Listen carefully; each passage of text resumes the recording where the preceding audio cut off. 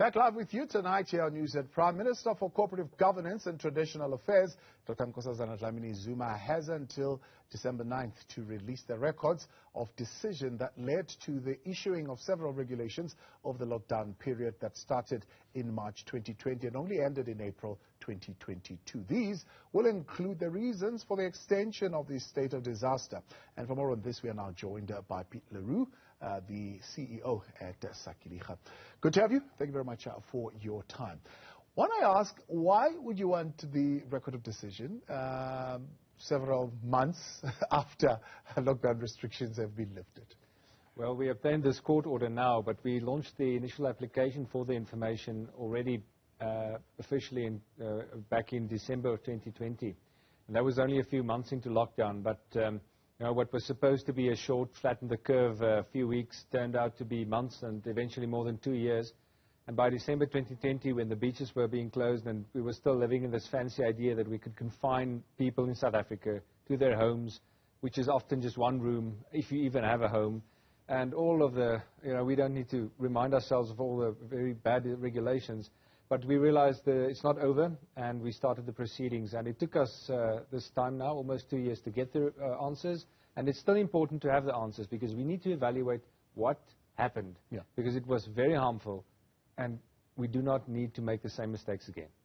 So what exactly are you arguing? Because on a broad scale, right, there's general agreement if you look at the journals and what academics have been saying and what research has been conducted post-COVID, that there is really no question. In fact, it says countries that acted quickly to bring in the stringent measures did best at preserving both lives and their economies, for instance. But also, researchers are saying that the reason why this had to happen was to buy themselves time, because in the early stages there was really no knowledge of what was happening. So we had to buy ourselves time. We had to lock down and prevent the spread of transmission. Well, I wouldn't say that we had to lock down, but I'm willing to say that we can make mistakes. We allow politicians to make mistakes. It's understandable that people in positions of authority, meaning well, can make mistakes. Initially, the idea was we locked down for 3 weeks, we prepare hospitals and so on. And then this thing just kept reiterating, and there was no method anymore left in it. And that's why we wanted those regulations, because supposedly there was important science behind it and always science-based, but we didn't have access to the reasons. We need a document. What was the reasons for each of these regulations, ranging from open and closed flip-flops and shirts and so on, and banned cooked chicken and all of that. So no, I would disagree that there was a reasonable scientific position behind all of the regulations. And what we need to do, because this was a 2-year period, when 2 million people basically lost their jobs. And in a country like South Africa, that's no small burden to bear. So I think we need to assess the costs. And before we can properly do that, let's assess the reasons. And it's terrible that we had to go to court to get the reasons. It should have been forthcoming from the beginning. Yeah. So once you argue the costs and you argue the benefits. As far as you're concerned, the decisions that were made cost more than the benefits. Look, yes, I think when reflecting on 2 years of lockdown in South Africa and the regulations, what benefits were achieved could have been achieved at a fraction of the cost. That's what we think. But fine, be that as it may, we accept that other people may think differently. What we'd like now is the reasons, which should have been forthcoming right from the beginning. And Dr. Dlamini-Zuma opposed our applications. First, just a request for information, and we had to escalate this through court. And the position she's in now is that the court has said, well, Sakeliga is completely correct. The public needs to have access to this information. And she has now been ordered to deliver that. And if she does not by later in December, well, she will open herself up to a contempt of court application. Yeah.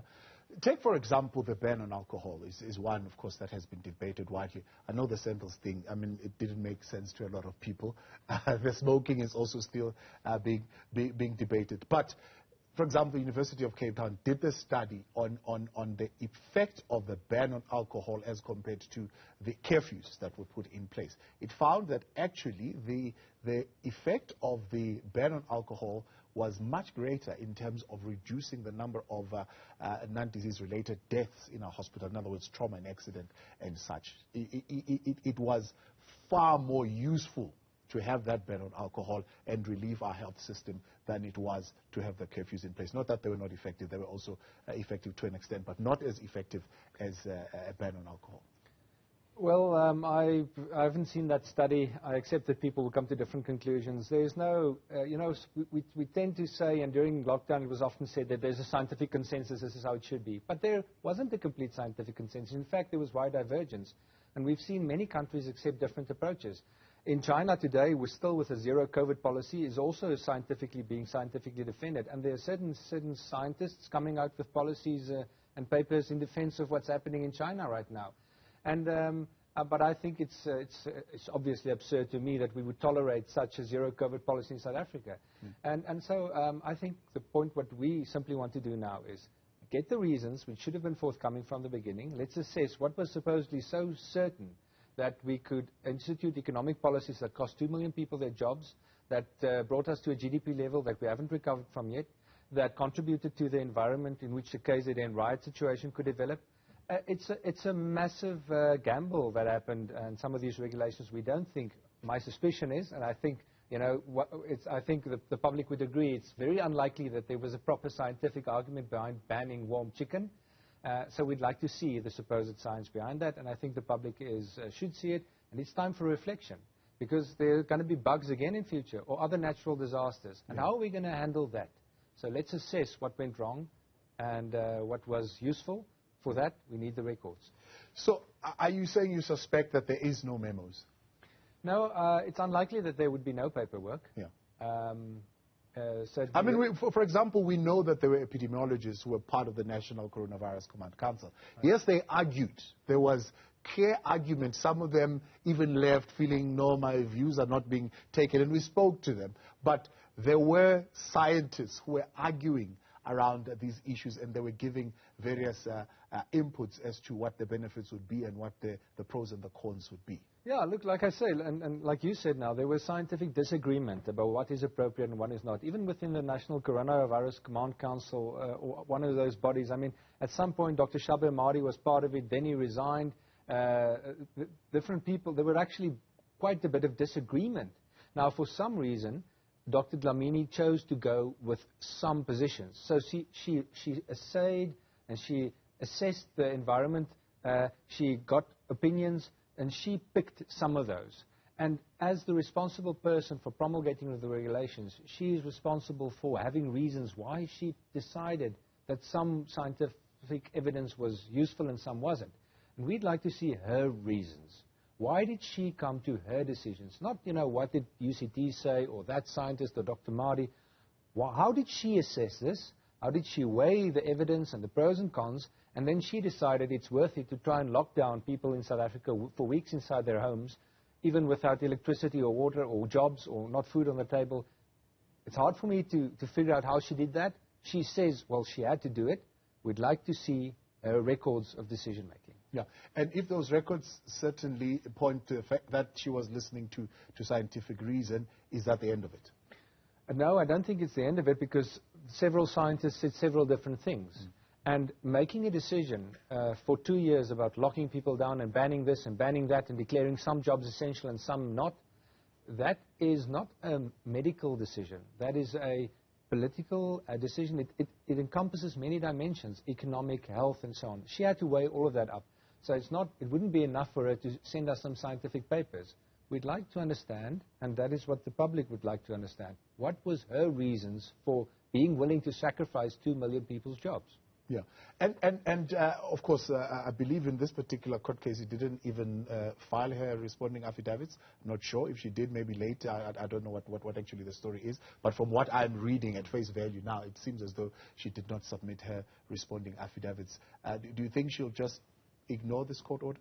Well, she initially did oppose the application. We went through several rounds. In the final instance, she did not oppose. And so we got this from the court. But she can try to ignore Sakeliga, but it's hard to ignore the court.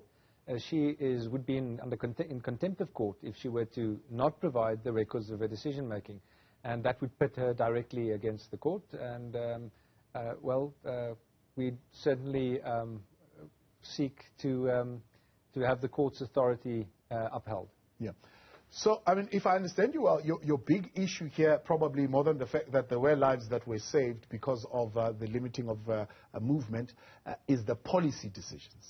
Whether those policy decisions which ultimately resulted in particular industries being impacted, hospitality, the alcohol industry, the jobs that were lost in hospitality sector, and so on and so forth. Those policy decisions, you want to know the reasons behind them. Yeah, we'd like to know the reasons behind the policies because she picked particular policies. Different countries in different places in the world pick different policies.